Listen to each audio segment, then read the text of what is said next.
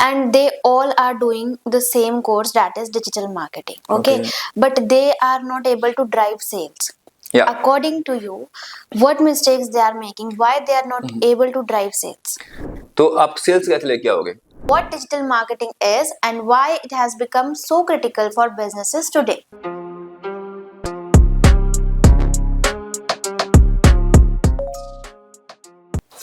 Hello everyone, welcome back to the Bonding Beats. Today we have Sandeep Kaushik with us.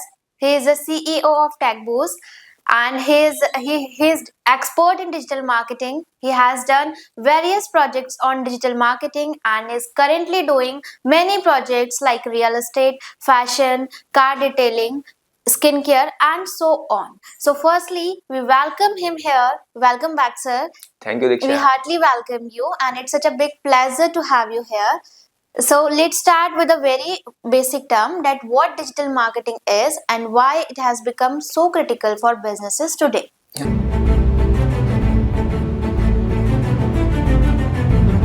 Okay, digital marketing is combination of two terms. One is digital, then is marketing. First we understand both the terms, then we would understand what digital marketing is. Okay, digital means your computing devices, like you have laptop, you have tablet, you have phone. These are digital devices. Marketing means we are selling something. To sell something, you have to go online. So digital marketing is selling something online using your digital products like your laptop and your phone. Okay, now the question arises, why it has become so popular? See, when we go to earlier time, when we have to sell something, हम कहाँ कैसे बेचते थे? For example, आपकी book shop है, आपको books बेचनी है. अब उन बुक्स को कहाँ पे बेचोगे? आप ऐसी जगह बैठोगे क्या जहाँ पे स्कूल कॉलेजेस नहीं है, या फिर ऐसी जगह जाओगे जहाँ पे स्कूल हैं कॉलेजेस हैं, बुक्स तो वही खरीदने वाले हैं. तो आपको कहाँ जाना होता है? जहाँ आपकी ऑडियंस होती है. सो ऑनलाइन ऑल्सो हमें ऐसी जगह पे जाना होगा जहाँ पे हमारी ऑडियंस है. सो अब हमारी ऑडियंस जो है वो डिजिटल चैनल्स पे है, सोशल मीडिया पे है, तो हमें अपनी चीजें बेचने के लिए भी सोशल मीडिया पे जाना होगा. इसीलिए हमारे सारे के सारे जो अब डिजिटल मार्केटिंग चैनल्स हैं वो काफी पॉपुलर हो गए हैं. Digital marketing itself is growing by leap and bounds. Okay, sir. So would you say digital marketing is suitable for businesses of all sizes?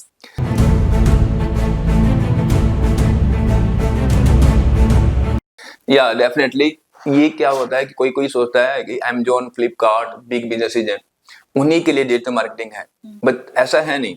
अब हम क्या करेंगे? जो लोकल बिजनेसेस हैं, छोटे बिजनेसेस हैं, वो मार्केटिंग कैसे करेंगे? वो क्या करेंगे? आप उनका जो डेमोग्राफिक है, उनका जो एरिया है वो डिफाइंड है. उनके जो क्लाइंट है आ जाएंगे लाइक 10, 20, 30, 40, 50 किलोमीटर से आते होंगे. उनको जो मार्केटिंग करनी है वो लोकल एरिया में करें.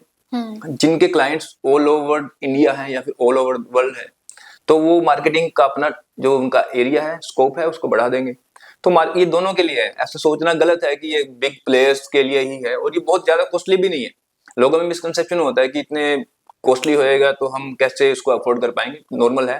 आपकी मार्केटिंग अगर आप मेटा की बात करो तो आपको 83 rupees plus GST like 100 rupees per day से स्टार्ट हो जाता है. Okay, sir. Sir, like we all knows that there are so many people out there, and so many agencies are also out there, and they all are doing the same course, that is digital marketing. Okay, but they are not able to drive sales. Yeah. According to you, what mistakes they are making? Why they are not able to drive sales?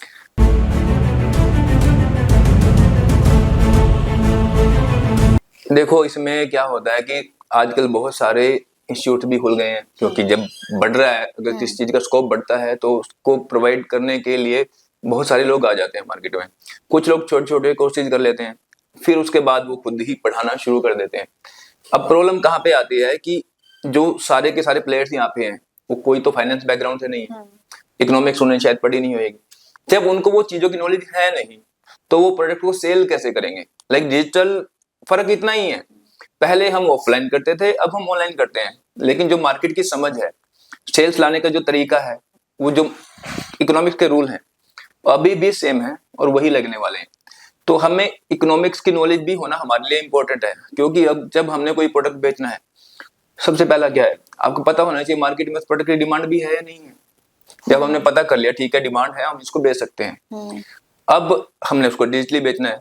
अब दूसरी problem कहाँ पे आती है, हमें जो जब add चलानी है, फॉर एग्जांपल हमें क्रिएटिव बनाना होगा, वो फोटो हो सकता है, वीडियो हो सकता है।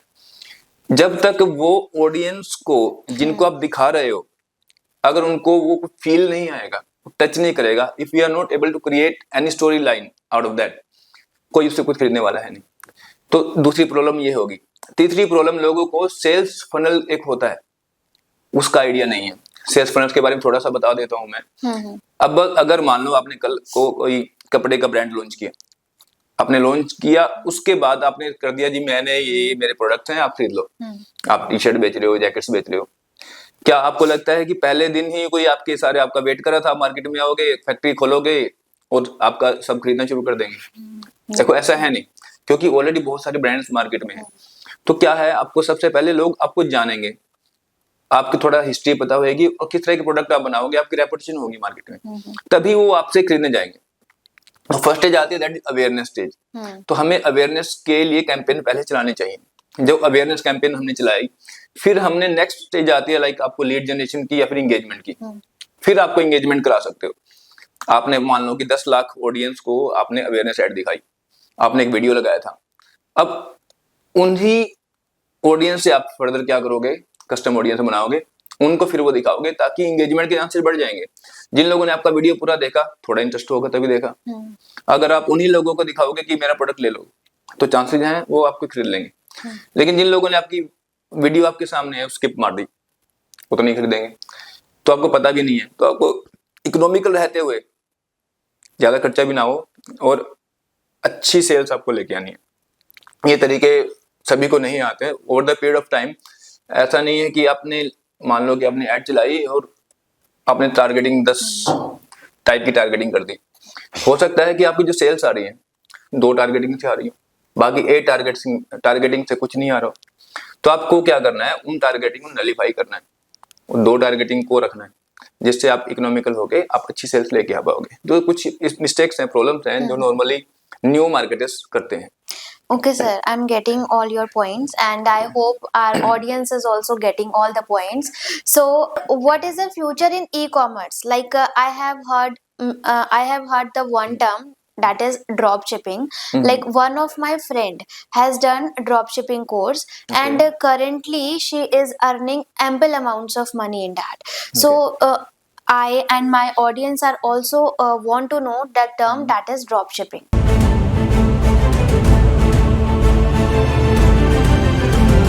ओके, ड्रॉप शिपिंग मीन्स होता क्या है कि आप अपना एक स्टोर बनाते हो। फॉर एग्जांपल हमारा भी खुद का एक स्टोर है, openandmark.com। आपने एक स्टोर बनाया। अब आपको क्या करना होता है कि कुछ प्रोडक्ट्स उसमें लिस्ट करने होंगे जिनकी आप सेल्स लेके आओ। तो काफी मार्केट में प्लेयर्स हैं। आप क्या करते हो, उनकी अपनी वेबसाइट्स हैं, आप उनकी वेबसाइट पे जाते हो, उनकी वेबसाइट पे कुछ प्रोडक्ट को आप सिलेक्ट करते हो, कलेक्शन में ऐड करते हो, वो आपकी साइट पे इंपोर्ट हो जाते हैं, लिस्ट हो जाते हैं। तो आपने कुछ प्रोडक्ट आपकी साइट पे लगाए, उसके बाद आपको बेचना है। अब आपकी साइट को कोई जानेगा तो है नहीं, क्योंकि बिग प्लेयर्स ऑलरेडी दे। तो आप सेल्स कैसे लेके आओगे, तो आप क्या करोगे, एडवर्टीजमेंट रन करोगे। मोस्टली हम जो कैंपेन चलाते हैं, मेटा पे कैंपेन चलाते हैं। एडवर्टीजमेंट से जो क्लाइंट आपके पास आएंगे, उस ट्रैफिक को ड्राइव करोगे आपकी वेबसाइट पे, उस वेबसाइट से वो सेल्स आएंगी। अब यहाँ पे आपको खुद का इन्वेंट्री मैनेजमेंट बिल्कुल नहीं करना होता। फॉर एग्जाम्पल आपका कोई प्रोडक्ट है, लाइक आपने एक जैकेट लेनी है, जैकेट उस साइट पे लिस्टेड है 500 की, आपको अपना एक प्रोडक्ट का प्राइस निकालना है, लाइक आपने लगा दिया 1000, तो आप बीच में 500 का मार्जिन ले सकते हो। This is called drop shipping. Okay, sir. With this, I understood what drop shipping is.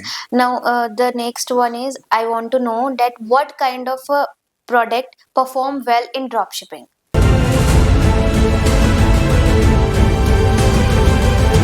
Like इसमें होता क्या है कि बहुत सारे लोग सोचते हैं कि ड्रॉप शिपिंग बहुत इजी सब्जेक्ट है, क्योंकि मैंने जो आपको बताया, ड्रॉप शिपिंग एक सिंपल, आप प्रोडक्ट को अपने साइट पे लिस्ट करो, ऐड चलाओ और उसमें सेल्स लेके आ जाओ। जितना सिंपल ये लगता है ना, इतना सिंपल है नहीं। प्रॉब्लम कहाँ पे आती है, मैं आपको कुछ बताता हूँ। पहली प्रॉब्लम ये है कि आप वो सेलिंग प्राइस है उस पर कैसे पहुंचोगे। अगर आप आर्बिट्रेरीली कोई भी प्राइस लिख दोगे, लाइक 500 का आपको पड़ रहा है, आपने उसमें 1500 लिख दिया, कोई खरीदेगा नहीं, क्योंकि आपने शायद उसको ओवर प्राइस कर दिया। आपने बहुत कम, मैं तो बस 50 रुपए कमाऊंगी, आपने 50 रुपए लिख दिया एक्स्ट्रा मार्जिन उसमें, तो आपने 550 का उसको सेल कर दिया। अब 50 रुपीज के मार्जिन में क्या आप प्रॉफिटेबल हो? देखो इसमें बहुत सारी चीजें आती हैं। पहली चीज आती है कि एड कॉस्ट होता है, आपने जो प्रोडक्ट बेचा एड चला के आपको तो मेटा को भी पे करना है।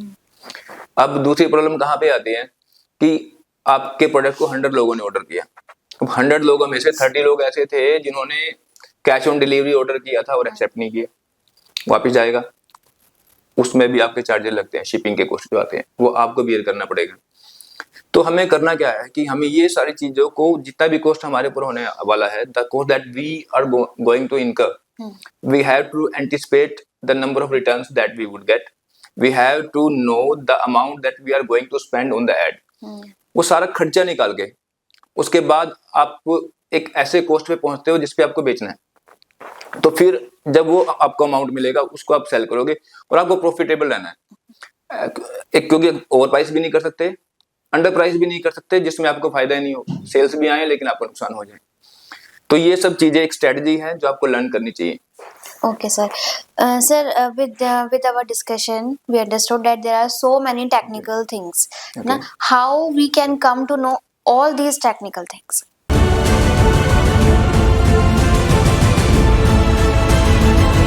टेक्निकल थिंग्स लाइक, मैं तो बोलूंगा कि आप कुछ इसका कोई कोर्स कर लो जहां से आप सीख पाओ, क्योंकि अब product selection itself is a big thing. मैंने बोला कि एक प्रोडक्ट सेलेक्ट कर लिया, कैसे करोगे प्रोडक्ट सेलेक्ट? प्रोडक्ट सेलेक्ट अगर आप ठीक से नहीं करोगे, जिसकी डिमांड नहीं है, मार्केट में डिमांड होंगी, उस पर ऑलरेडी एड चल रही होंगी, उसी को करोगे।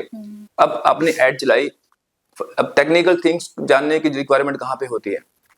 अगर आपको ड्रॉप शिपिंग की टर्म्स का ही नहीं पता तो इफेक्टिवली आप उसके बारे में बात भी नहीं कर सकते, काम भी नहीं कर सकते। दूसरा, एनालिटिक्स देखने में बहुत इंपॉर्टेंट है। आप कोई भी एक्शन लेते हो, आप पढ़ाई करते हो, कोई कोर्स करते हो। So, आज के हमारे एपिसोड में इतना ही था। मिलते हैं अपने नेक्स्ट एपिसोड में। Till then, good bye.